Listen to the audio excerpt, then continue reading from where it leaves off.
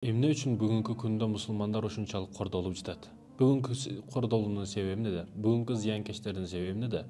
Биз мусулмандар карасак 19-20 кылымга чейин эле эң бакубат, эң күчтүү илимдин, техникадан башкадан бардыгынан эч нерсени бербеген, эч кимге бербеген, эч кимге өзүбүздү алдыга таштатып койгон эң күчтүү эрктүү мусулмандар болчук да. Бүгүнкүдөй кордолуунун, бүгүнкүдөй запкы тартуунун себеби эмнеде? Урматтуу мекендештерим, мусулман бир туугандарым, соцсеттердеги жаңылыктардын журналистика жааты болсун, блогерлик жааты болсун, жаңылык бере турган жаңылыктар тарабынан мына соцсеттердеги уруш кылыч көтөрүп алып же автомат көтөрүп урушкандан көрө күчтүүрөөк кетип атат да. Бүгүнкү күнгө келип автомат менен атсаң бир адам, а бул жерде камера менен миллиондогон адамдарды жок коюшуна себепчи болуп атат. Камерамен өтө каттуу, жөнөкөй эле мисалдардан белгилүү бир каналдардын көпчүлүгүн көрөсүздөр, билесиздер өзүңүздөр. Жазган учурда маани берсеңиздер, Россиянын Украинага бастырып кириши деп туруп жазат. Жөнөкөй эле жазган учурда Россиянын Украинага бастырып кириши дейт. А бул жерде мусулмандарды күнөө калгандачы, мусулмандарга зулумдук болуп жаткан учурдачы жаңылыктар бардыгы оозун жабат, акыйкат сүйлөбөйт. Неге? Ал бирөөнүн ити болуп калган ал. Шефи кайсыл жерге ышкырса, десе ошол жерге барат, ошол нерсени тартат, ошол нерсени чыгарат. Журналисттик өтө жакшы кесип, эгер ак иштесе. Бирок бүгүн көбү чөнтөгө карап калган да. Кайсыл жерге ышкырса, ошол жерге келип, ошол нерсени чыгара турган иттер дагы жок эмес. Россиянын Украинага басырып кириши деп жазат. Бул жерде Израиль менен Фаластиндин ортосундагы маселенин 3-күн күнү деп жазат, мисалы үчүн. Израиль бастырып кирди. Качандан бери тынчтык бербей келет. Негизи эле тарыхты карасаң, 70 жылдан бери бастырып келет. Бастырып тынчтык бербейт. Аны жазганга коркот. Жаза албайт дагы. Неге? Аркасындагы турган адам дейт. Соцсеттердеги жүгүртөктөрү, башкалары болсун, бул жердеги согуш өтө катуу кетип атат. Бул жердеги согушка караганда, бул жердеги согуш көп нерсенин маанисин өзүнө камтыгандай да, урматтуу мекендештерим.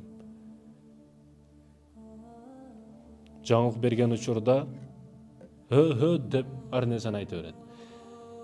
Эптеп элди көчөгө чыгарып алыш. Эптеп бир нерсе кылып элди көчөгө чыгарып алса, анан кийин өздөрү башкарат да. Ага ким биринчи жардам берет? Элди көчөгө тынч отурган, тынч жаткан, тынч ишин кылып жүргөн элди көчөгө чыгарыш үчүн ким эң биринчи жардам берет? Ар бирде айпадтай болгон телефон, ар биринин ичиндеги нерсесин козгош керек. А сезим качан козголот? Дин аркылуу гана козголот сезимдер. Диний ишеним жактан бурайт да адамды. Көчөгө чыгарат, анын үчүн атайын журналисттерге, атайын блогерлерге, башкаларга акча бөлүнөт. Эптеп көчөгө чыгарып алыш да. Анан согушту дагы күчөтүш. Ал жерде, бул жерде турат өздөрү. Ал жердеги эки короз уруштургандай кылып, баягы атайын тосмолорду ичине короздорду же иттерди алып кирип алып туруп мушташтырат дагы, өздөрү бул жакта карап турат. Ошол сыяктуу эле, айырмасы жок. Бул жерде бири-биrini согуштуруп коет. Сен андай дедиң, сен мындай дедиң. Мына президент сизге мындай деди, же бул чуркап келип туруп оозуна микрофон такап, сиз мынандай деди деп бири-бириге мынандай кылып против кылып уруштуруп коет да. Атайын ошого карата акчалар бөлүнөт, атайын жүгүртөк да. Ким эмне десе ошону айтканын айтып, ортодогу микрофон болуп. Биз мусулмандар өзүбүздүн дүйнөлүк мировой деңгээлде жаңылыктарыбыз, өзүбүздүн эркин микрофондорубуз болбогондугу үчүн көп учурда маалымат жактарынан зулумга учурап калабыз. Эптеп бир мечитке ууру кирди. Мечиттен бир нерсени уурдап атат. Имам келди дагы, молдоке келип туруп бетине түкүрүп койду. Кыла турган калдын негизи колуну кесиш керек ал адамды. Бирок бетине түкүрдү. Молдоке адамдын бетине мечитте түкүрсө болбойт, сиз неге түкүрдүңүз деп туруп, ошо түкүрүшүңдү күтүп турат да. Молдо мына түкүрдү. Болсо өзүнүн кылган иши, бул жерде уурулук. Молдокенин тарапта эч нерсеси жок. Микрофон молдоке тарапта эмес да. Микрофон бул уруу тарапта. Уруулукту кылып алат, анан кийин күнөөнү бардыгы мына бетке түкүрдү деп туруп, моундай против, могу деп бардык жамандыкты, өзү кылган кылмыштарды ага кошуп башкалар кылган, башка шериктери кылган уурулук кылмыштарда ушуну мойнуга коет. Себеби микрофон мунун колунда эмес, мунун колунда. Ошондуктан урматтуу мекендештерим, биз ушул жаатта бербешибиз керек. Мусулмандар, жаштар, бүгүн ата-энелер журналистика жааты болсун, маалымат соцсеттер тарабынан балдарыңарды окутушуңар керек, ушул жака басым беришибиз керек. Бул жерде бир адамды барып өлтүрүп атат, бул жерде жаңылыктарда 1000 адам деп көрсөтүп коюп атат, мисалы үчүн. Ошондой экен, урматтуу мекендешим, маани бере турган маселелерден бул. Еврейлерди карасаңыз, кандай балдарына тарбия берет, өзгөчөлүктөрү, неге акылдуу деген суроодо. Бул, урматтуу мекендешим, бычакка сап болсо болсун. Бул боло турган балабы же болбой турган балабы деп роддомдо төрөлгөн кезде эле дейт экен да. Ошол жерде өзүнө бир текшерүү өтөт экен. Эгер оорукчан болуп, инвалид болуп, башка боло турган болсо, кой дейт. Шоколад өтө жакшы көргөн шоколадын алып берет баласына. Алып берип жеп аткан учурда эми бир иштегенде кайра тартып алып, көрсөтпөсүн алып коюп, Мухаммед алып койду, Мухаммад саллаллаху алейхи вассаламды айтып атат. Мухаммед алып койду, Мухаммад урдап кетти деп ошондо айтат экен. Жаштыгынан мээсине душман против ким? Сен душманың ким? Ошол нерсени сиңдирип барат да балдарына. Ушундай калк экен еврейлер, урматтуу мекендешим. Болбосо үмүт менен перзенттерибизди тарбиялабыз, жакшылыкка. Куран жаттасын дейбиз, үмүт кылабыз. Келечекте бир кесиптин ээси болсун дейбиз. Жакшы ниеттер менен бардыгы. Бул жердечи жаштыгынан душмандык, жаштыгынан психологиясына бүт куя турган маселелери бар өзүнүн. Куранды балам жатташың керек. Жаттасаң мындай белек берем, берет чындап эле. Жаттап бүткөндөн кийин балам эми Куранды ушул жаттап бүткөн китебиңе тескери нерсени ойлоп тап. Кантип ушуга зыян бере аласың, ошол нерсенин үстүндө ойлон дейт. Биз өзүбүздүн китебибизди жаттап элекпиз. Адамдар өзөнүкүн жаттап, биздикин дагы жаттап, бизге каршы иш кылып атат. Биз жөн эле жатабыз да. Пульт колубузда, каналдан каналга секиреп, телефон колубузда. Тактук өткөзүп коюп отурабыз. Китеп окубаган коомду китеп окуган коом башкарат. Алар окуп атат, окутуп атат балдарын. Маани беришибиз керек, урматтуу мекендешим. Бүгүн не кылышыбыз керек, кандай кылышыбыз керек, жок кылыш керек, аларды өлтүрүш керек, башка кылыш керек деген сөздөрдү айткандар өтө көп. Ал жердеги ак караны билбейсиң сен. Сиз өзүңүздүн напсиңизди жеңе албай атасыз Кыргызстанда туруп. Өзүңүзгө өзүңүз күчүңүз жетпей атат. Тишиңизди жуубайсыз го күнүгө 2 мүнөт жуу десе. Эрик туруктуулук деген нерселер жок, сиз өзүңүз жеңе албаган кантип бирөөгө согушасыз? Барып аны өлтүрүш керек, башка кылыш керек, флагты сайыш керек, дагы бирдеке. Көпчүлүгүнү таза арчай албаган адам келип акыл үйрөтөт. Урматтуу мекендештерим, мусулман бир туугандарым, аалымдардын өскөн жеринде дагы мусулмандар бар жерде да мусулмандар азчылыгына байланыштуу, көп учурда зулумга учураганына байланыштуу жеңилген. Бир мусулман элди ошол дин душмандары басып алат экен.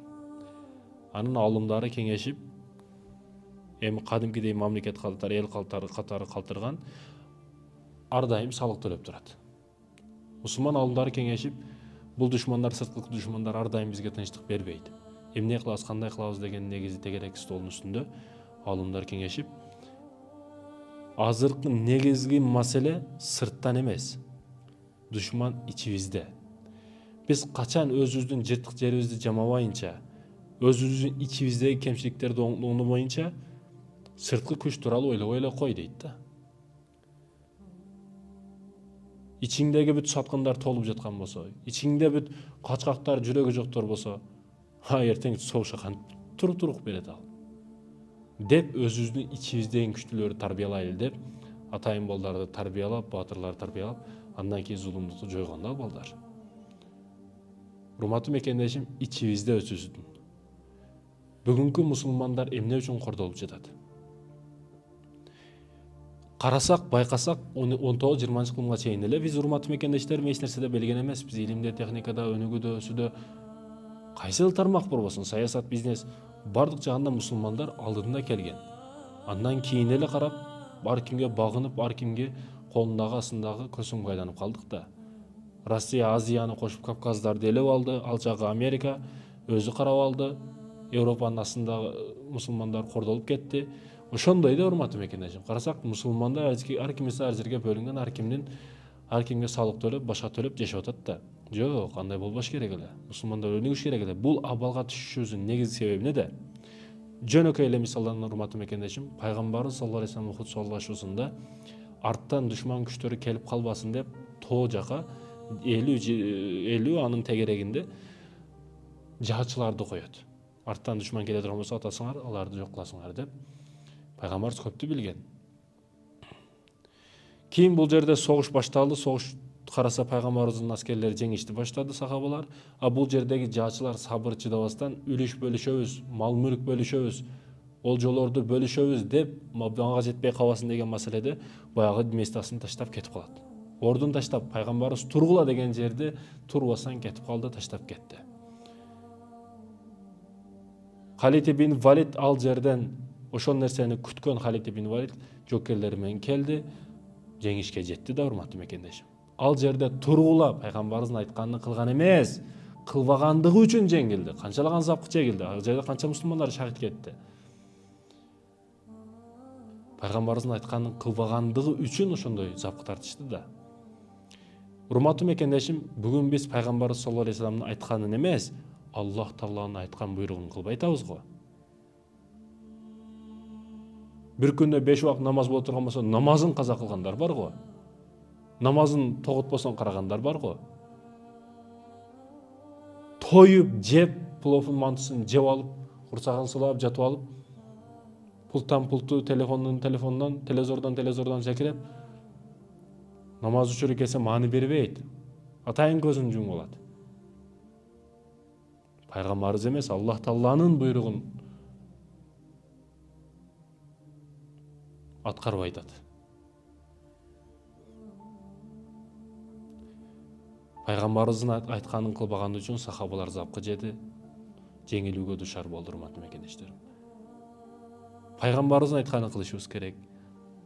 Буйрук берген Аллах Тааланын буйругун аткарышыбыз керек. Аллах Тааланын биринчи буйругу эмне? Икра деп, Куранда оку эгеңди сым менен деп келет да. Эң биринчи оку деди. Окубасак болбойт экен да. Окумайынча болбойт экен урматтуу мекендештер. Ошондуктан да Аллах Тааланын биринчи буйругу окугун деген да. Окуш, жазыш негизги маселе.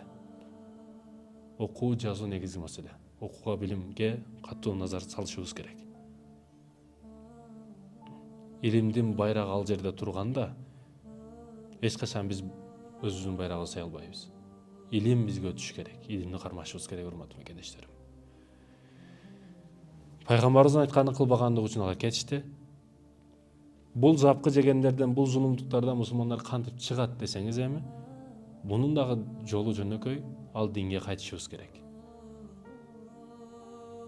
Бул телевизордон ташта, телефонду ташта, баягы эски дивандарды ташта, үйүңдө баягы кичинекей бир камыштан болгон место калса болду, өзүң жаша деген нерселер эмес. Телевизорда көрө бер, телефонда көрө бер, бирок өзүңө пайдалуу маселеде колдон. Бардык нерсени өзүң пайда тие турган маселеде колдон.